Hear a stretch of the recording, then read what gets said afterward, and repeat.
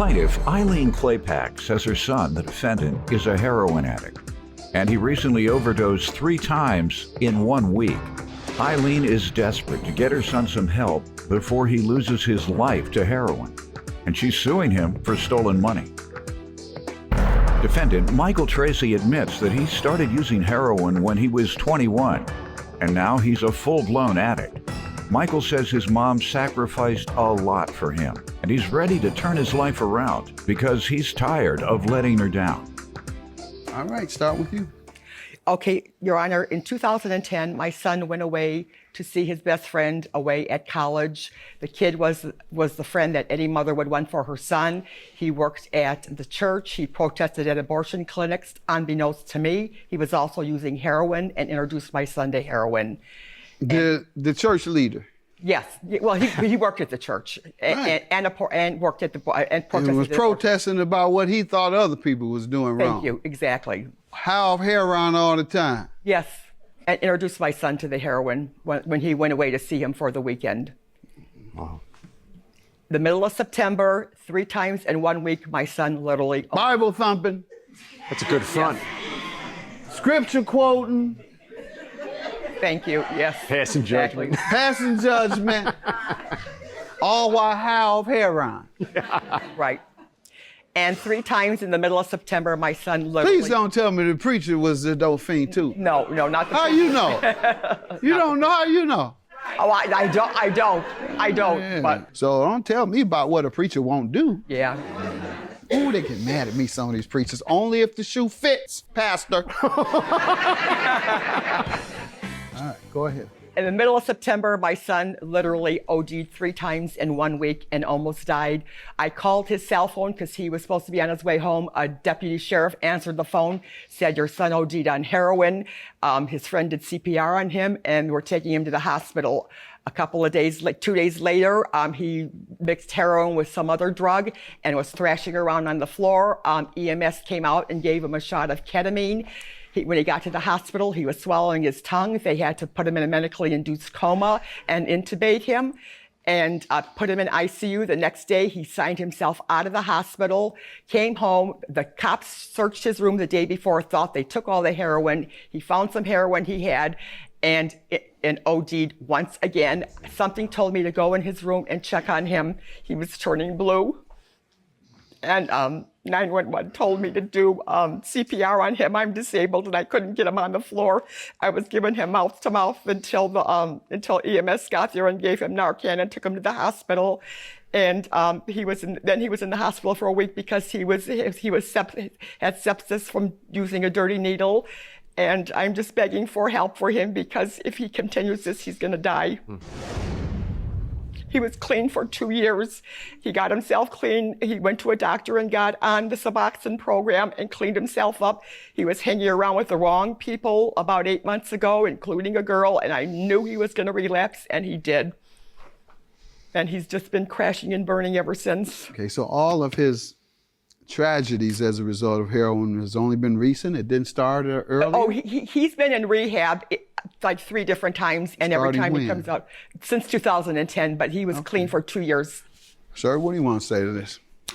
Everything she said is pretty much accurate. I started using when I was about 21 or so, I think, and it wasn't an everyday thing at first, but eventually, as usual, it becomes. What, were you snorting it first or something? Yeah, that's the way I was doing it at first, but obviously most of the time it ends up going further than that.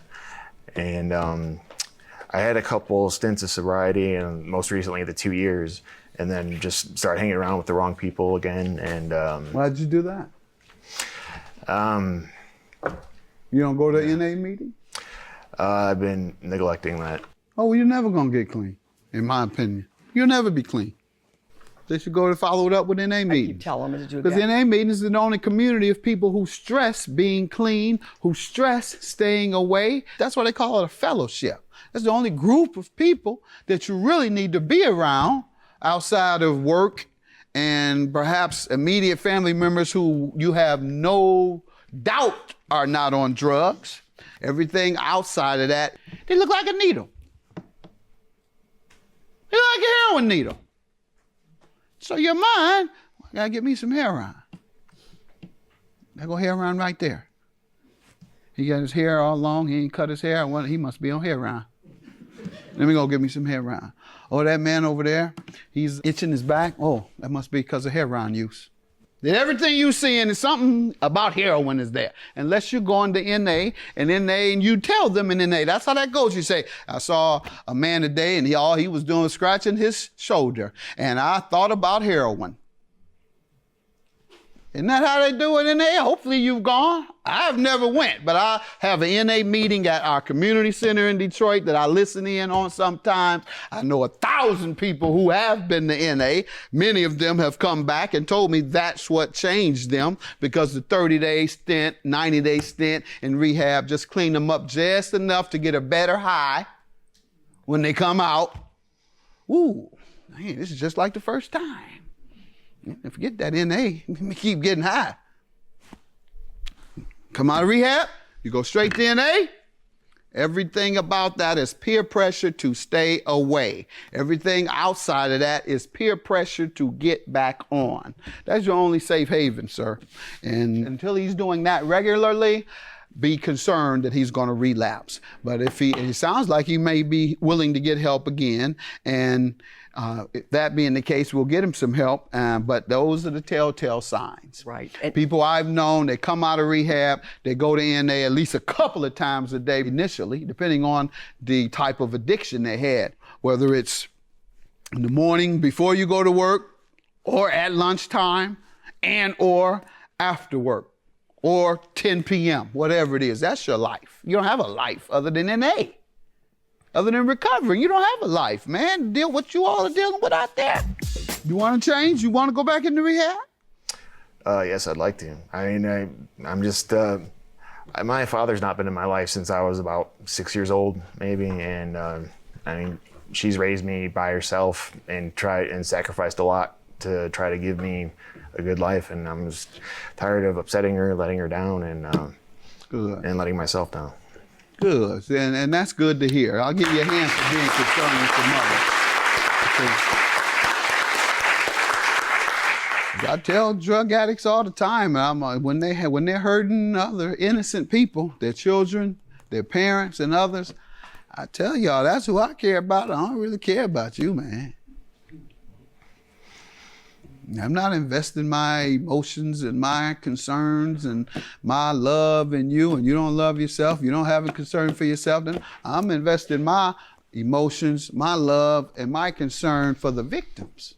And that being your mom, and in many instances, it's children for other drug addicts. And I know it sounds kind of harsh, but that's the mentality you have to have. Otherwise, you'll be duped. So you want me to care about that? No, I care about those children and about these parents and others who are victims. I guess the place I get that from is from my own experience. I would not have wanted anybody to sympathize for me. Never even thought about anybody sympathizing for me. I know I was the low of the low. I knew I was doing wrong and hurting people. So I don't want you to sympathize for me. Sympathize for my mother. Sympathize for the victims. Sympathize for the folks who love me and the people I'm preying on, not as a drug addict, but as a violent street youth. So I say all that to say, folks, that's why I have that in my heart. Hey, don't care about me, care about them victims. I'm the one that's doing this. I care about you once you're doing your best. I care about you when you say, I'm in here, now I'm going to NA meetings twice a day, I'm doing this, that, and the other, and I care about you when you were up to that second year. But when you fell off, you were on sobriety for 2 years, I cared about you because you're doing your best and you were in sobriety. But when you fell off, I don't care about you no more. Where's your mother? She all right? Where the kids? They all right? Okay, fine, do what you do. And now that you want to go back, hopefully you'll go back, you get the proper treatment, follow up with NA, and then I'll care. But I'm glad that you at least have enough character in you to be considerate of your mother so much so that that'll help change you. That's specifically what helped change my life. So even though it's many centuries ago and I've been talking about it for many, many decades, the fact is it was my mother contracted cancer and was going to die and came to visit me in jail. Say you've embarrassed me in front of the neighborhood all your life. You've embarrassed me in front of the church all your life. You've embarrassed me in school all your life. Now I'm gonna die. 7 months later, I had a GED and I was in college. So, see what it did for me, all right? So don't let her have to die from heartbreak or from stress, stroke, or heart attack because of what you do.